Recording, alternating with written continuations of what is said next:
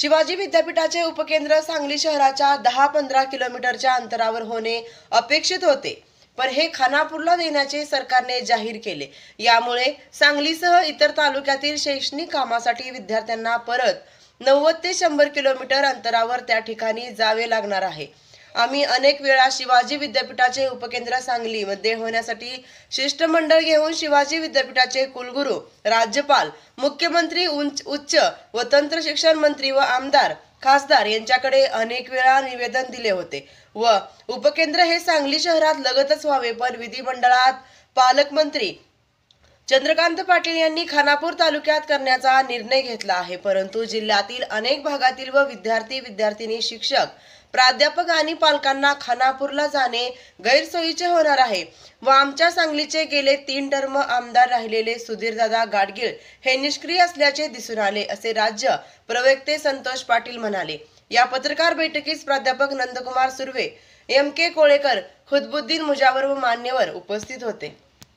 मंडळाचं अधिवेशन चालू असताना माननीय पालकमंत्री चंद्रकांत दादा पाटील यांनी सांगली जिल्ह्यामध्ये खानापूर या ठिकाणी शिवाजी विद्यापीठाचं उपकेंद्र दिल्याबद्दल आम्ही त्यांचं शतशः अभिनंदन करतो आणि आभार मानतो। कारण गेल्या अनेक वर्षापासूनची छत्रपती शिवाजी महाराज विद्यापीठाचे उपकेंद्र सांगली जिल्ह्यात व्हावे म्हणून आम्ही अनेक वेळा कुलगुरू, राज्यपाल, मुख्यमंत्री, आमदार, खासदार यांना अनेक वेळा निवेदन दिलेले आहेत। परंतु दुःख आम्हाला एक गोष्टीचं जाणवते, कारण देशामधील किंवा राज्यामधील कुठलीही विद्यापीठं हे जिल्ह्याच्या ठिकाणी असतात, म्हणजेच त्या जिल्ह्याच्या ठिकाणी विविध कार्यालय, प्रशासकीय कार्यालय असतात। त्या ठिकाणी शहरामध्ये ग्रामीण भागापेक्षा लोकसंख्या राहण्याची जास्त असते। मग अशा काळात मुलांची शिक्षण घेण्यासाठी लोकसंख्या जास्त असते। मुलांचं शिक्षण घेण्याचं, विद्यार्थ्यांचं, युवतींचं हे ग्रामीण भागापेक्षा पटसंख्या जी असते शहरात जास्त असते।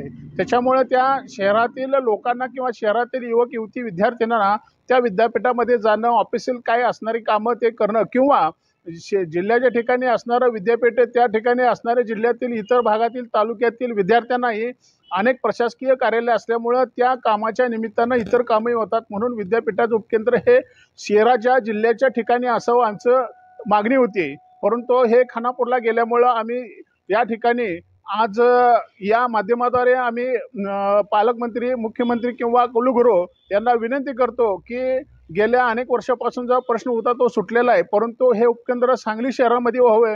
कारण सांगली शहरामध्ये अनेक प्रशासकीय कार्यालय आहेत, त्या ठिकाणी जिल्ह्यातून इतर भागातून येणाऱ्या वेगवेगळ्या युवती मुलांसाठी ते उपयोगाचे ठरते।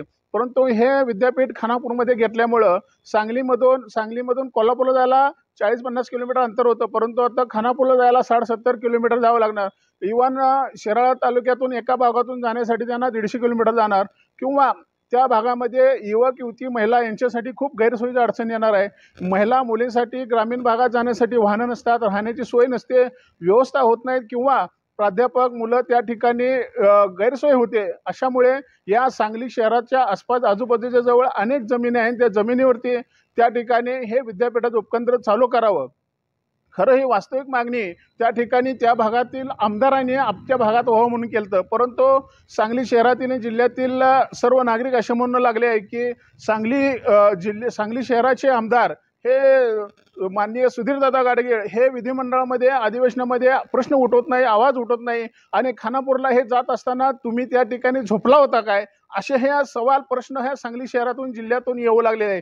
कारण या दोघांच्या भांडणात तिसऱ्याचा लाभ असे झालेले हे आमदार माननीय सुधीरदादा गाडगीळ यांना स्वतः खूप मोठं गडगंच आहे, त्यांना खूप मोठे पैसे आहेत, परंतु त्यांना लोकांशी देणे घेणं नाही, आपला घर झालं म्हणजे बस। परंतु ह्या विद्यार्थ्यांच्या अनेक मागण्या असतात, विद्यार्थ्यांसाठी कठोरपणाचं काम असतं, कारण त्या इथून 200 किलोमीटर 100 किलोमीटर जाणे म्हणजे चुकीचं आहे। म्हणून माझं या ठिकाणी विनंती आहे की या खानापूर असणाऱ्या ठिकाणी जे विद्यापीठ उपकेंद्र होय ते सांगली शहरामध्ये होय अशी विनंती आहे। धन्यवाद।